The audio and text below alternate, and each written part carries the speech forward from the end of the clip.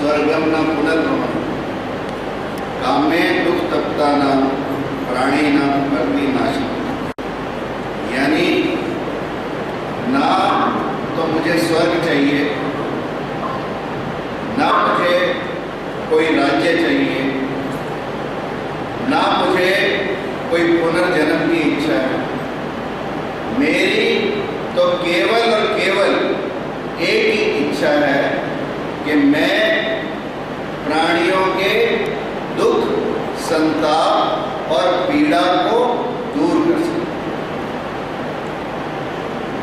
ये एक कामना है, ये एक इच्छा है और मेरा ये मानना है कि यही हमारी सबकी सोच होनी चाहिए। भारत की परंपरा शौर्य की परंपरा है, भारत की परंपरा त्याग की परंपरा है, भारत की परंपरा बलिदान की परंपरा है, भारत की परंपरा सेवा की परंपरा। भगवान धन्वंतरी के बारे में कहते हैं कि इन्हें इंटरनेशनल बाउंड्रीज क्रॉस करने का भी राइट था।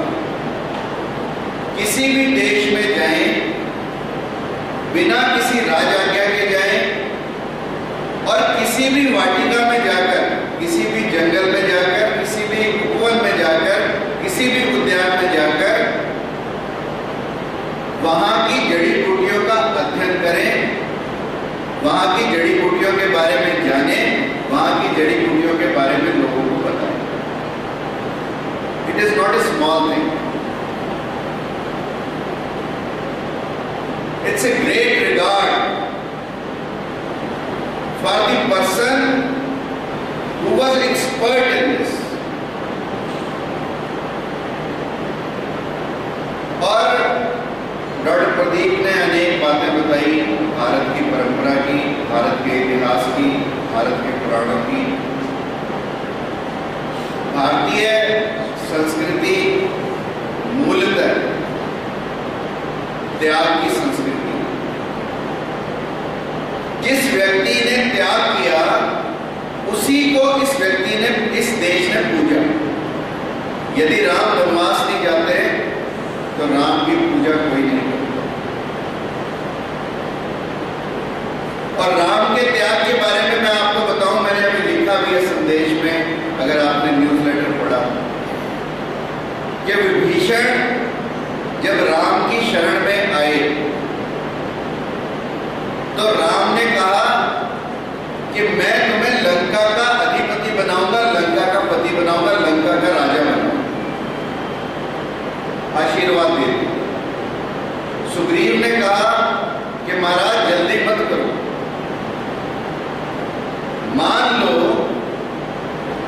कि रावण स्वयं सीता को लेकर आपके चरणों में आ जाए, आपकी शरण में आए,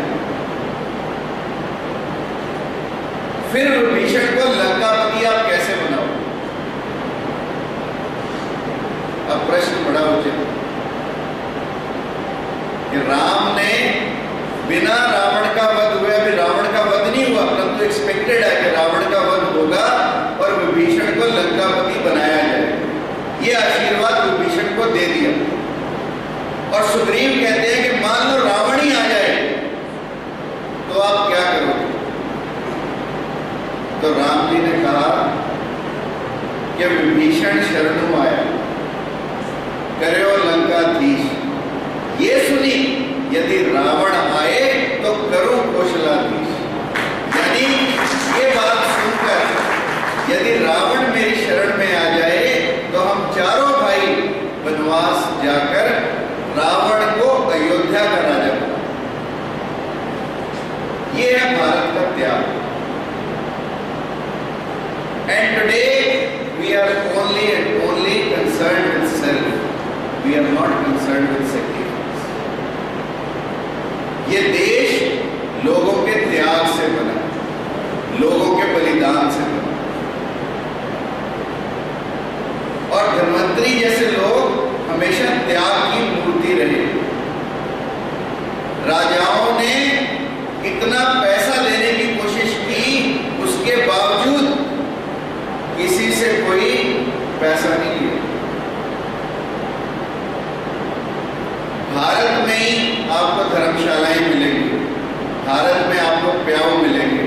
भारत में आपको चैरिटेबल धर्मार्थ अस्पताल मिलेगा।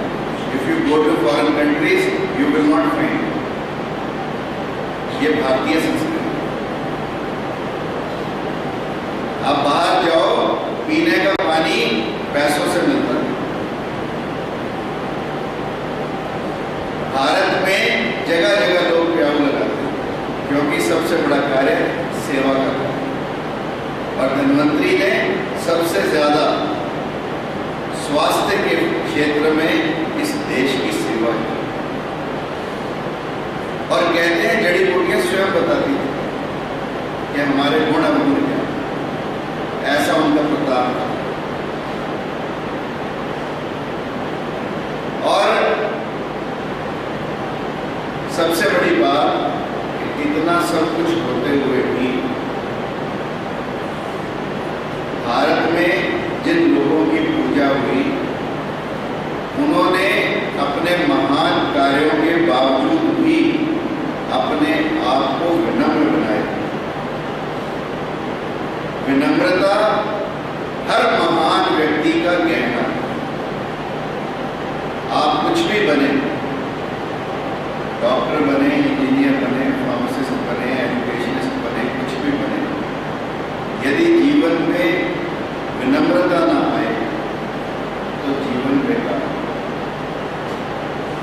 हनुमान जी को हम सबसे बड़ा सेवक मानते हैं।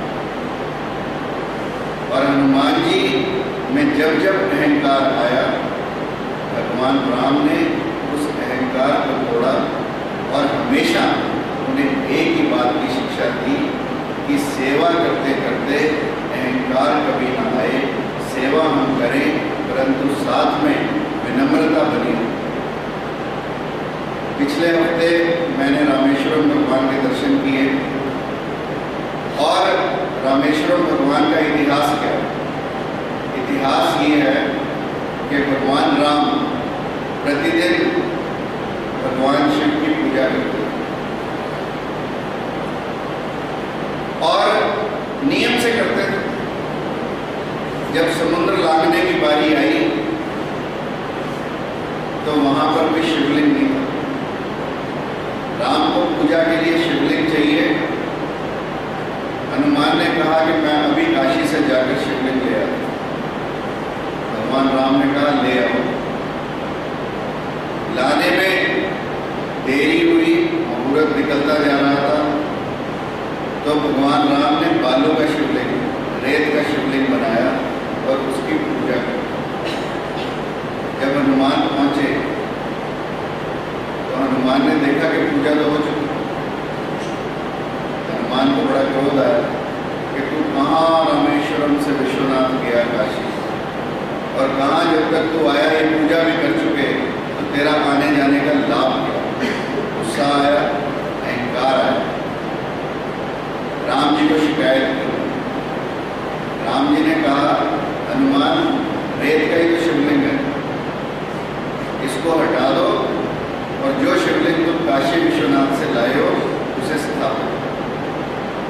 हनुमान ने कहा ये क्या बात, मैं तो पर्वत उठा रहा हूँ, ये तो छोटा सा रेत का शिवलिंग है, ये कौन सी बड़ी बात। हनुमान जी ने पूंछ उस बालू के शिवलिंग के आसपास घुमाई और पूरा जोर लगा दिया। बालू का शिवलिंग ने टूटा। हनुमान की पूंछ टूटी। टूटा तो हनुमान का अहंकार टूटा, टूटा तो राम उसका हनुमान का अभिमान टूटा, टूटा तो हनुमान का डर टूटा, परंतु बालू का शिवलिंग। राम जी ने कहा कि सेवा के साथ साथ यदि हमारे अंदर अभिमान आए तो वो सेवा किसी काम की। हम अपने अपने क्षेत्र में सेवा करें, सेवा के साथ विनम्र बने। ये सबसे बड़ा संदेश भगवान धन्वंतरी के जीवन से, भारत के इतिहास से, भारत के पुराणों से, भारत की आध्यात्मिकता से हम सब लोग सीखें और इन्हीं लोगों के बताए मार्ग पर चलें और दीन दुखियों की सेवा करें। यही आज का धन्वंतरी पूजन का सबसे बड़ा संदेश। Thank you very much for being here. जहाँ से हम अपना भोजन प्राप्त करते हैं, जहाँ से हम स्थान से बड़ा कोई पूजा का स्थान नहीं होता। आज हम सब लोग अपने अपने कार्य क्षेत्र में जहाँ जहाँ पर भी हम लोग कार्य कर रहे हैं, जिस बिल्डिंग में कर रहे हैं, उसकी साफ सफाई करके जाए। जैसे दिवाली पर हम लोग अपने घरों की सफाई करते हैं, उसी तरह से हम अपने कार्य क्षेत्र की सफाई करें और अपने मन की सफाई करें और उसके बाद अपने अपने घरों में जाएं। दिवाली और धनतेरस आप सबके लिए शुभ हो, मंगलमय हो, आप सबका स्वास्थ्य बना रहे, आप सब अपने अपने कार्य में सफल हो, ऐसी कामना करते हुए